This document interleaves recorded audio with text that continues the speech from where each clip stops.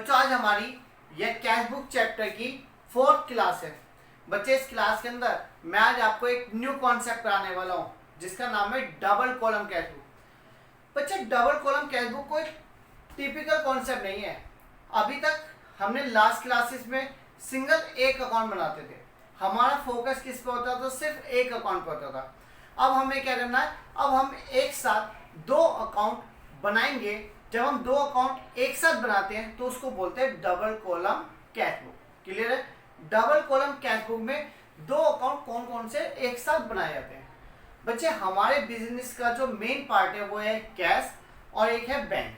जो हमारा पैसा बिजनेस में रखा है वो, और जो हमारा पैसा बिजनेस के बैंक अकाउंट में रखा वो, तो हम दोनों को कंबाइन कर कर जब बनाते हैं तो इसको कहते हैं डबल कॉलम कैश बुक। समझ में आई बात या नहीं?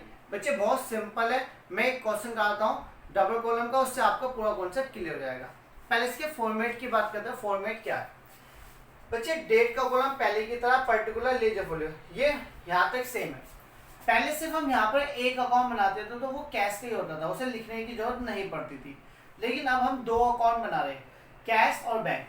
तो बच्चे ये पूरा पार्ट यहाँ से यहाँ तक का पूरा पार्ट तो कहलाएगा डेबिट साइड, और ये वाला पूरा पार्ट कहलाएगा क्रेडिट साइड। सेम पैटर्न वही रहेगा। पैसा आ रहा है तो इधर चढ़ाओ, और पैसा जा रहा है तो इधर चढ़ाओ, बस करना वही है। अब भी कोई अलग नहीं। बस पहले हम क्या सोचते थे? हम बिजनेस में बैठ के सोचते थे पैसा आया इधर चढ़ा दो, पैसा गया इधर चढ़ा दो, ये करते थे। अब हमें दो चीजें सोचना है, एक तो बिजनेस में रहकर सोचना है और एक बैंक में रहकर सोचना है। बैंक में ये देखेंगे बिजनेस के बैंक अकाउंट में पैसा आया या बिजनेस के बैंक अकाउंट से पैसा गया। सिर्फ इस चीज को ध्यान में रख लेना, क्वेश्चन सारे देंगे। बच्चे क्वेश्चन नंबर 5 में कर रहा हूँ, पेज नंबर 10.38 पर ही क्वेश्चन नंबर 5 है। स्टार्ट कर दूं? तो बच्चे सबसे पहला काम आपका क्या है? इस क्वेश्चन को समझना बढ़िया तरीके से, और समझ गए तो सारे क्वेश्चन आप सॉल्व कर लोगे, इतनी गारंटी मेरी है। तो बच्चे स्टार्ट करते हैं क्वेश्चन नंबर 5। तो हर बच्चे के पास बॉक्स होनी चाहिए। बच्चे क्वेश्चन नंबर 5 में करा रहा हूँ, डबल कॉलम का है। सब बच्चे के पास बुक्स होनी चाहिए। मैं जो क्वेश्चन करा रहा हूँ वो नई बुक्स के हिसाब से करा हूँ, 2020 एडिशन के हिसाब से। Record the following transaction in double column cash book. आपको रिकॉर्ड करनी है फॉलोइंग ट्रांजैक्शन को double column cash book in the books of 31 मार्च 2020। बच्चे 1 मार्च 2020 को कैश इन हैंड और कैश एट बैंक दे रखा है। बच्चे कैश इन हैंड भी दे रखा है और कैश इन बैंक भी दे रखा है। बच्चे कैश इन हैंड में जो पैसा दे रखा है, यार सही से पिक नहीं आ रही, नहीं आ रही।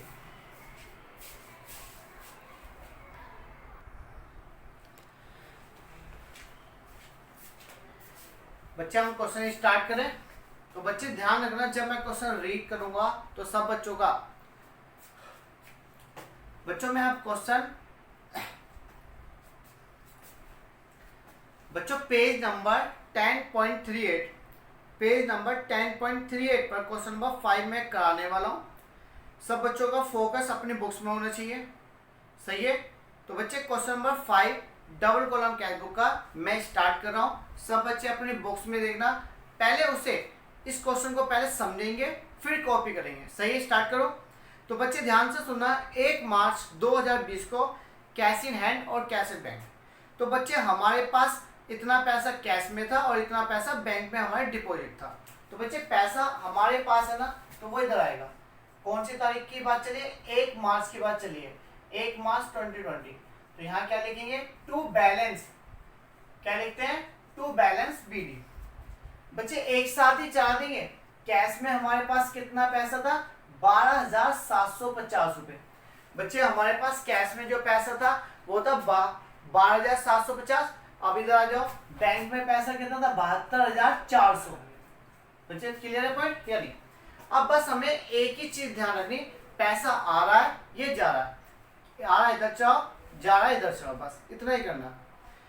बच्चे इसके बाद आगे सुनना, रिसीव फ्रॉम आशा। बच्चे रिसीव हुआ 4 मार्च को, क्या हुआ? रिसीव फ्रॉम आशा कैश 1200 रुपए एंड अ चेक 3200 रुपए, अलाउ डिस्काउंट। बच्चे एक चीज बताओ, हमें मिला है ना, आशा से मिला, तो इधर रिकॉर्ड कर दो। तो यहाँ रिकॉर्ड करेंगे कौन सी तारीख को? बच्चे 4 मार्च की बात चल रही है, 4 मार्च 20 को बच्चे हमारे पास क्या हुआ, बच्चे हमारे पास आशा से एक तो कैश आया, कैश कितने रुपए, 1200 रुपए तो आशा ने हमें कैश के दिए, और चेक के कितने दिए, 3200 रुपए दिए। बच्चे क्वेश्चन को करने से पहले एक बार निगाह मार लो पूरे क्वेश्चन पे, क्योंकि इसमें कुछ पॉइंट ऐसे होते हैं जो कॉन्ट्राएंटिव वाले होते हैं, तो वो समझने पड़ेंगे। Paid salary to staff by cheque, चलो पेड सैलरी का तो पैसा आएगा जाएगा जाएगा। हमने सैलरी से पेमेंट कराया बच्चे 7 तारीख को, 7 मार्च। बच्चे पैसा हमारे पास से गया है, लेकिन किस लिए पेड करा था हमने, स्टाफ को सैलरी दिया ना, तो बाय सैलरी लिख दो। और जो सैलरी हमारी आएगी वो किस में आएगी बच्चे, बैंक अकाउंट से कटेगी। हमने सैलरी पे करी है बैंक अकाउंट से 25,600 रुपये। बच्चे हमने जो पैसा दिया है वो कहाँ से दिया, अपने बैंक अकाउंट से दिया, तो कैश में ना चाहकर उस बैंक पे लिख देंगे। आगे चले, withdraw cash from bank for office. बच्चे हमने इस बार क्या करा, हमने इस बार बैंक से पैसा निकाला। बच्चे हमने बैंक से पैसा निकाला तो हमारे कैश अकाउंट में तो आएगा, लेकिन हमारे बैंक अकाउंट से पैसा कम होगा। तो बच्चे ये कहलाती है कॉन्ट्राएंटिव। हमारे पास पैसा आ रहा है, कितने रुपए आ रहा है बच्चे, 21,900 रुपये, 21,900 हमारे पास आए, लेकिन ये जो पैसा आया हमारे पास बैंक अकाउंट से आया, तो बैंक अकाउंट इस एंट्री को बोलते हैं कॉन्ट्रा। तो ये लेजर फॉलो में लिख देंगे। कौन सी तारीख की एंट्री है, 9 मार्च की। बच्चे ये एंट्री 2 जगह आएगी। बच्चे हमने बैंक से पैसा निकाला तो हमारे बैंक में से पैसा रिड्यूस होना चाहिए ना, 21,900 हमारे बैंक से कट जाएंगे, लेकिन हमारे बिजनेस में आ जाएंगे।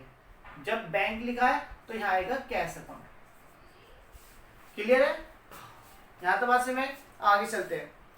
बच्चे इसके बाद लिखा interest paid by bank on bank branch. बच्चे इंटरेस्ट पेड कर दिया बैंक ने ऑन बैंक बैलेंस पर। बच्चे interest paid by bank, interest paid करने का मतलब होता है बैंक हमें इंटरेस्ट दे रहा है। Interest paid by bank, bank ने पेड कराया तो किसे मिला होगा, हमें मिला होगा ऑन बैंक बैलेंस पर, तो 1200 रुपये। तो बच्चे ये इंटरेस्ट हमें मिल रहा है तो टू इंटरेस्ट आ जाएगा, क्योंकि हमने बैंक में पैसा रख रखा है ना, तो बैंक हमें ब्याज दे रहा है। कितने रुपए दे रहा है, 1200 रुपये दे रहा है 16 मार्च को। आगे चलते हैं, 16 नहीं तो बच्चे 12 मार्च है, सही कोई नहीं। नेक्स्ट पॉइंट करते हैं। 16 मार्च को क्या लिखा है, परचेज फर्नीचर। हमने बच्चे फर्नीचर खरीदा है 16,500 का। हमने 16 तारीख को क्या करा, फर्नीचर खरीदा, और फर्नीचर खरीदेंगे तो पैसा आएगा जाएगा, सीधी सीधी बात है, जाएगा बाय फर्नीचर। बहुत सिंपल है, बस ये ध्यान रखो कैश अकाउंट से पैसे ले रहा है बैंक से, तो बच्चे यहाँ पे लिखा है साफ साफ कैश, तो 16,500 हमारे कैश अकाउंट से कम हो जाएंगे। आगे चलते हैं, paid to Mohan and company. बच्चे पेड टू का मतलब पैसा जा रहा है, हम मोहन एंड कंपनी को दे रहे हैं 10,900 रुपये। हमने 10,900 रुपये मोहन एंड कंपनी को दे दिए, करे थे इधर, तो बाय यहाँ आएगा मोहन एंड कंपनी को हमने कौन सी तारीख को, 21 मार्च को कितने रुपए दे दिए बच्चे, मोहन एंड कंपनी को हमने दिए 10,900 रुपये। ये भी हो गया। आगे चल रहे बच्चे, प्रोपराइटर जानते हो क्या होता है, ओनर। विड्रॉ करता है फ्रॉम ऑफिस से कैश फॉर परसेंट। बच्चे उसने बिजनेस से पैसा निकाल लिया, ऑफिस यूज के लिए पैसा निकाला। बच्चे ध्यान से ना, प्रोपराइटर विड्रॉ करता है from office cash for his personal use, उसने पर्सनल यूज के लिए पैसा निकाला है, तो बाय ड्राइंग आ जाएगा, ड्राइंग अकाउंट। कौन सी तारीख की बात चली है बच्चे, ये 24 तारीख की, 24 मार्च। तो यहाँ पे अमाउंट कितनी आएगी, 11,800 रुपये ने बिजनेस से निकाले, 11,600 रुपये निकाले बच्चे, ध्यान से ना, 800 नहीं थे 600 थे, 11,600 रुपये बिजनेस से निकाले थे, तो कैश कम हो गया। 29 मार्च को क्या हुआ, sold goods to Manoj. Manoj को गुड्स बेचे तो बच्चे पैसा आएगा, सीधा सीधा कैश में बेचे ना, तो टू सेल्स आ जाएगा। कैश में कितना आएगा बच्चे, मनोज को बेचा है माल हमने 14,000 समथिंग का, हमने मनोज का क्या करा, 14,800 का माल बेचा है बच्चे, 14,800 का कैश में बेचा, तो कैश में आ गया। 29 मार्च डिपॉजिट करेंगे ऑफिस कैश इन बैंक। बच्चे हम क्या करते हैं, 21,200 रुपये डिपॉजिट करेंगे ऑफिस कैश। ऑफिस का मतलब बिजनेस का पैसा कहाँ पहुंचे, बैंक में रख रहे हैं। बच्चे जब मैं डिपॉजिट करूंगा तो मेरा कैश तो कम हो जाएगा। 21,200 रुपये मैं बैंक में डिपॉजिट कराऊँ, तो बाय बैंक अकाउंट ये कहलाती है कॉन्ट्रा एंट्री। एक कॉन्ट्रा एंट्री बच्चे पहले थी 21,900 वाली, सही है। ये 30 मार्च की बात है सर। तो बच्चे जब हम बैंक में डिपॉजिट करते हैं तो वो दो जगह आएगा, एक तो कैश अकाउंट से तो चला गया लेकिन हमारे बैंक अकाउंट में आ गया, तो 21,200, लेकिन यहाँ लिखेंगे टू कैश अकाउंट। क्लियर है बच्चे, यहाँ पे हमारे ये क्वेश्चन कंप्लीट हो गया। अब बस हम इसका टोटल कर देंगे, बहुत सिंपल है। बस आपको सोचना क्या है, पहले हम एक जगह बैठते थे अपने बिजनेस में पैसा आ रहा है इधर चला दो और बिजनेस का पैसा जा रहा है इधर चला दो। अब हमें दो तरीके से सोचना, एक तो पहले जिस तरीके से हो वैसे, और एक पता है किस तरीके से, बैंक में पैसा आ रहा है तो इधर चलाओ, बैंक से पैसा जा रहा है तो इधर चलाओ। बस ये ध्यान रखो बच्चे। इसका टोटल करेंगे तो शायद इधर का टोटल ज्यादा आ रहा, देख लेते हैं एक बार। 0 5 5 ही आएगा, 8 9 17 9 17 19 20 26 6 2 4 5 6 6 20 2 4 5। इसका 50 600 आया बच्चे, इधर है 50,650। इसमें से इस बैलेंस को घटाओगे तो ये हमारा बैलेंस कहलाएगा। बाय बैलेंस CD बैलेंस करेंगे हम 31 मार्च को, क्योंकि हमारे बुक्स 31 मार्च को बंद हो जाएंगे। 0 यहाँ 5 आ जाएगा, 6 2 8 5 13 13 और 3 16 16 6 1 1 7 8 9 9 3 2 5। तो बच्चे यहाँ पे 1385 आ रहा, कितना आ रहा 1350।